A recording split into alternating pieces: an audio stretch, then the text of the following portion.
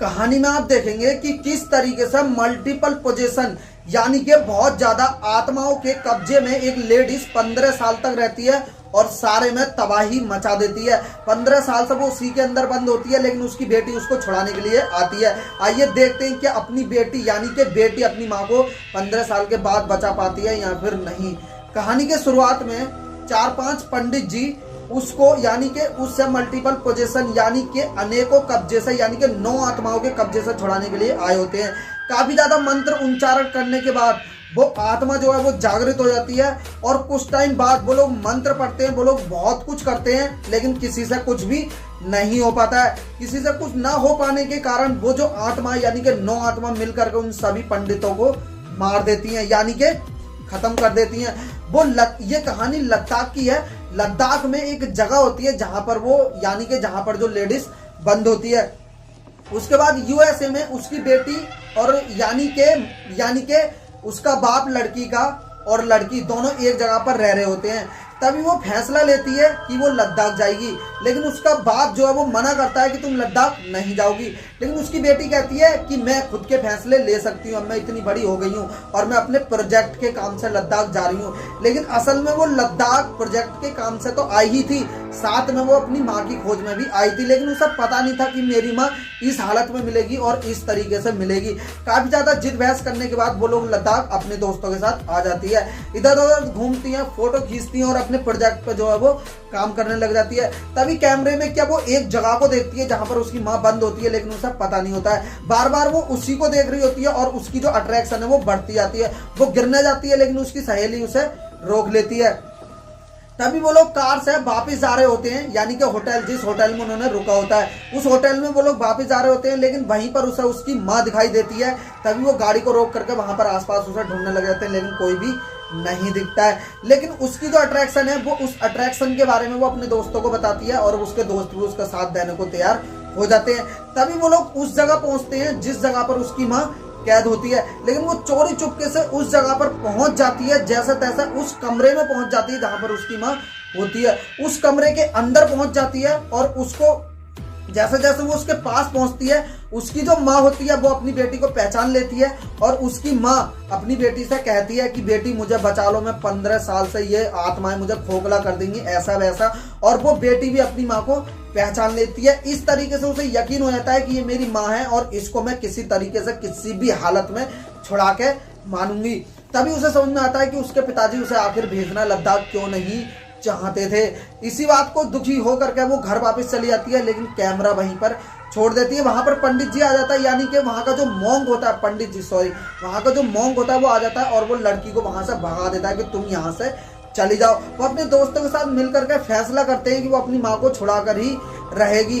वो लोग फिर उसके बाद क्या होता है, उसके बाद वो पुलिस को भी वहां पर लेकर के आती है और पुलिस से जो है वो जिद बहस हो जाती है और पुलिस भी उससे, लेकिन जो वहां का जो मॉन्क होता है वो सारी बातें अच्छे से समझाता है और पुलिस को भी अच्छे से समझाता है और पुलिस को वहां से भेज देता है और वो लड़की को भी वहां से फटकार मार करके भेज देता है। उसके बाद भी वो नहीं रुकती है। उसके बाद उसको जिद चढ़ जाती है, वो अपनी माँ को छुड़ा कर ही रहेगी, लेकिन उसे पता नहीं होता है कि मेरी माँ 9 आत्माओं के कब्जे में है। इसी को यकीन दिलाने के लिए जो मॉन्क है वो मॉन्क क्या करता है, वो उसका कैमरा ले लेता है और जो कैमरे में है वो सब कुछ उसे दिखाने लग जाता है, क्योंकि वो अपना कैमरा भी वापस लेने के लिए आई होती है।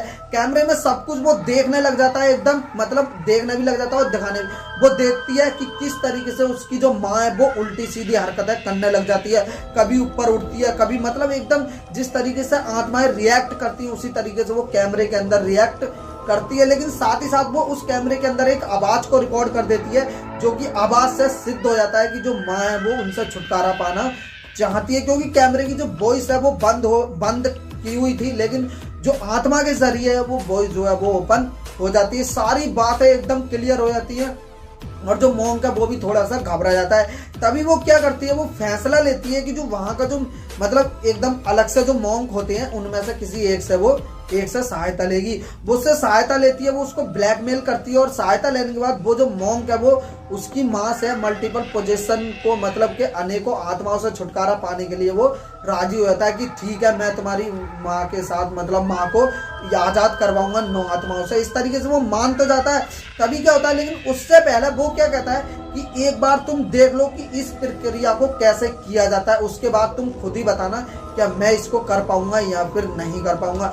उसके बाद क्या होता है, उसके बाद जो अलग लेडीज होती है जिसके ऊपर सिर्फ एक आत्मा का साया होता है, उस एक आत्मा पे से उस मोंग यानी जो मोंग होता है उस आत्मा को वो हटाता है। बहुत ही ज्यादा मेहनत करने के बाद, बहुत ही ज्यादा मंत्र पढ़ने के बाद, बहुत मंत्र पढ़ते हैं सभी लोग, बहुत ही ज्यादा मेहनत करते हैं और जैसे तैसे उस डायन को यानी कि उसके चुड़ैल को, उस लड़की के ऊपर से चुड़ैल को जो है वो आत्मा को वो है हटा देते हैं। तो इस तरीके से वो जो लड़की होती है वो लड़की फिर दोबारा से यही सोचती है कि आखिर मैं समझ गई कि पापा जो है मुझे क्यों नहीं आने देना चाहते थे, क्यों मतलब वो मेरी ही सेफ्टी चाहते थे। तो वो मन ही मन में पछताती है। तभी वो उस मॉन्क से मना करती है कि तुम मत करो, तुम्हारे बस की नहीं है, और वो भी मना कर देता है क्योंकि सही है, उसने पहले ही दिखा दिया।